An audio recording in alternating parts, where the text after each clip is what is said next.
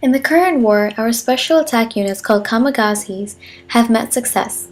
October 21st, 1944, a kamikaze pilot severely damages Australia's HMAS Australia. October 25th, 1944, 50 special Japanese aircraft embark on a mission. In the end, the USS St. Louis explodes and several other Allied vessels are damaged. This second kamikaze attack is a heroic effort to protect the Philippines, a land we rightfully conquered. But we didn't stop there, nor did young Japanese men fail to surrender their lives. Thousands more are trained as kamikazes to fend off the enemy. February 19, 1945. Kamikaze pilots sank enemy ships to impede the progress of Allied forces on the island of Iwo Jima. April 7, 1945. Hundreds of kamikazes died, but demolished 34 enemy ships and impaired 288 more. More American and Allied soldiers' lives were lost than those sacrificed by kamikaze pilots.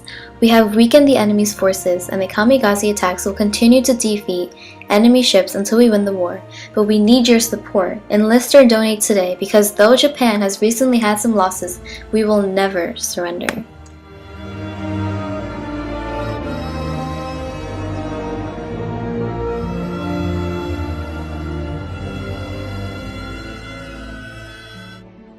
Kamikaze, the divine wind, drove away Mongolian invaders in the 13th century.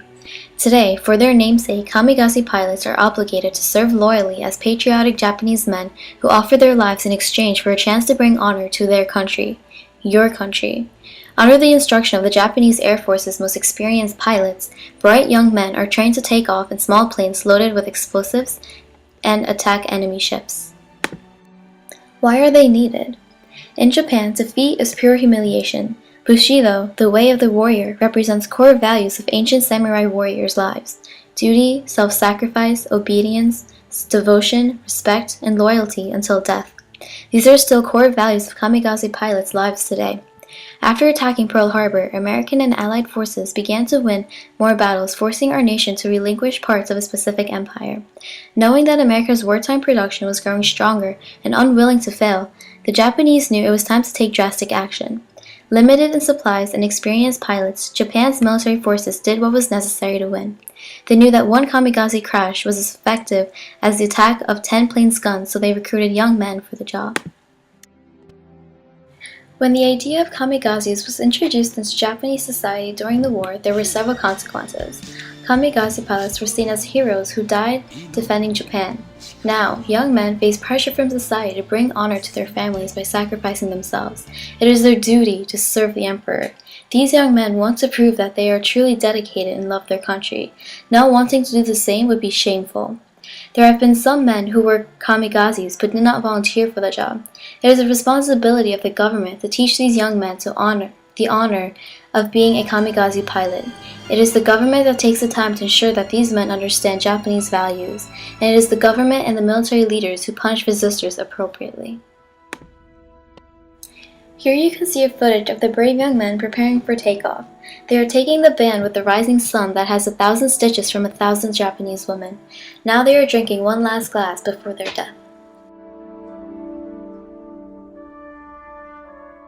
Kamikazes have brought unity to Japan. The country has come together to support men who sacrifice their lives for a greater cause. Such nationalism has given strength to Japan and its forces.